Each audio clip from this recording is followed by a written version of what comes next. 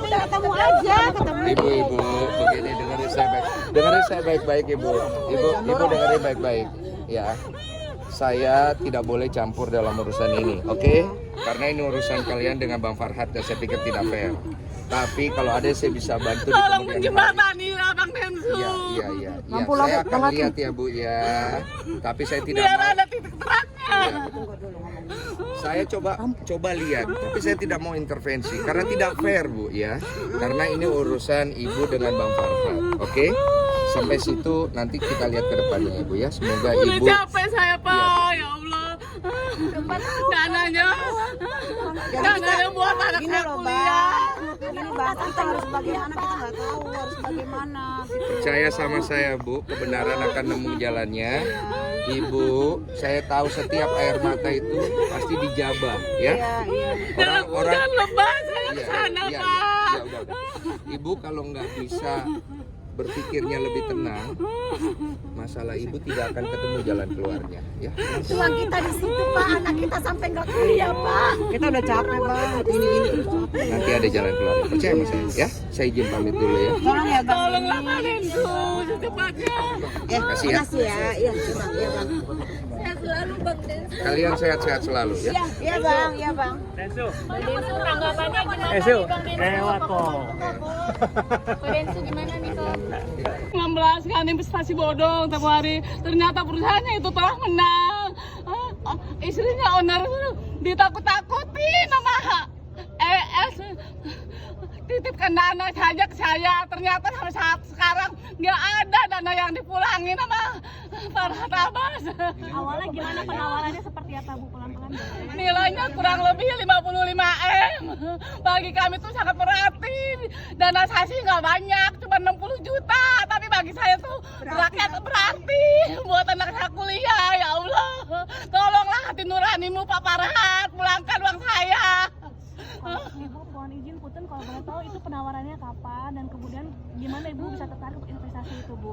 Jadi waktu 2019 kan Polda Jatim kan ada kasus tuh perusahaan kami. Ternyata perusahaan kami itu bebas murni ingkrah. Seharusnya dana itu kan dipulangkan. Ya kan? Kalau dia bilang kan di itunya di YouTube-nya kan dibilang kan fee-nya tuh semuanya. Fee-nya itu hanya 10 M. Sisanya tuh tolonglah pulangkan. Karena itu uang member. Investasi apa Bu kalau boleh tahu? Mimel, PT Kam Income. Bukan investasi itu, kita membeli slot iklan. Di dalam itu kita beriklan.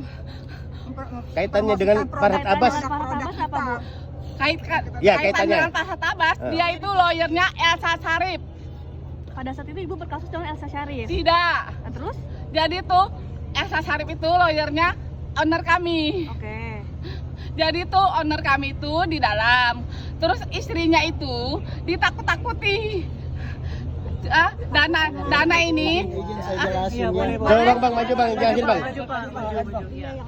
Jadi gini, Pak, semua mereka ini adalah pelaku UMKM yang mengiklankan usahanya di suatu aplikasi Mimels waktu itu.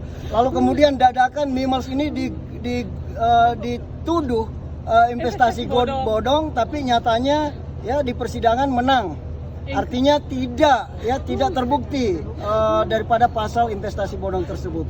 Lalu kemudian ada dana tersebut itu diambil alih oleh lawyer waktu itu Elsa Syarif, ya, dititip.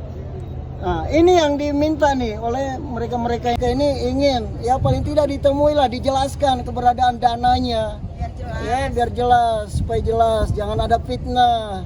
Ya, sementara mereka tahu dari owner sendiri ngomong bahwa dana kalian ada di sana. Ownernya itu siapa? Ownernya Pak Sanjay namanya. Pak Sanjay bilang uang itu ada di Farhat. Uang itu ada di titip di Farhat Dan saya sama sudah Elsa ketemu Syarif. dengan Sanjaynya. Dia sendiri yang mengatakan bahwa saat itu saya menemui dia untuk meminta uang seberapapun karena saya butuh. Lalu dia mengatakan bahwa uang yang ada saya titipkan ke Farhat dan Bu Elsa itu ada. Kalau kamu bisa tagih, minta aja. Oke, alasannya uang tersebut dititipkan sama Farhat Abbas itu seperti apa Bu? Mungkin ada alasan tertentu kenapa? Justru mereka yang menyarankan uang itu dititip dengan mereka agar aman, agar tidak disita oleh pihak Polda Jatim. Jadi mereka tuh punya strategi gitu loh, si lawyer ini, terutama Farhat ya, terutama FA. Jadi strateginya mereka, uang itu titip aja sama mereka biar aman, agar bisa dikembalikan ke kami nih para member. Kok sekarang kami tagih nggak dikasih gitu loh. Sebenarnya itu sumbernya masalah ini tuh adalah dia yang buat, tapi dia nggak mau selesaikan gitu. Jadi sebenarnya gini ya, kita kalau saya kan mewakili mereka juga gitu. Jadi kalau misalnya memang uang itu tidak diterima oleh FA, maka tolong dijelaskan dan dijembatani kami tuh harus seperti apa biar masalah itu nggak blunder gitu loh. Dan mereka ini kan taunya berita yang simpang siur seperti itu, atau yang mereka punya bukti, bahkan Bang Andi bilang punya bukti ya kan. Kalau memang dari FA atau Farhat Abbas ini tidak melakukan hal tersebut, silakan klarifikasi, kami pun juga siap ditemui gitu, khususnya kita gitu untuk menjembatani supaya jangan sampai nanti jadi simpang siur dan tuduh menuduh kayak gitu. Berarti dari awal memang dari FA-nya menawarkan uangnya dititipkan kepada dia. Dari pihak Elsa Sharif sih sebenarnya. Oh, dari pihak Elsa Sharif bilang. Cuma kebetulan memang si FA ini adalah lawyer dari ES, karena ES ya timnya dari ES. Kenapa enggak Ibu? Justru sudah ke sana tapi tidak ditemui atau bahkan tidak ada penjelasan apapun. Kalaupun misalnya ibu-ibu ini dijelaskan, di Bang Andi juga dijelaskan, pasti nggak akan kayak gini juga. Jadi mereka juga udah pada saat terakhir ya, saat-saat detik terakhir kita ditutup paksa itu, mereka kan sudah membeli slot iklan. Tapi pada kenyataannya belum ada yang pasang slot iklan kan. Karena tiba-tiba saya pun jujur, di hari terakhir saya juga itu membeli slot iklan untuk setahun seharga 50 juta ya teman-teman. Tapi kita belum sempat karena tiba-tiba besok kok aplikasi tidak bisa diakses.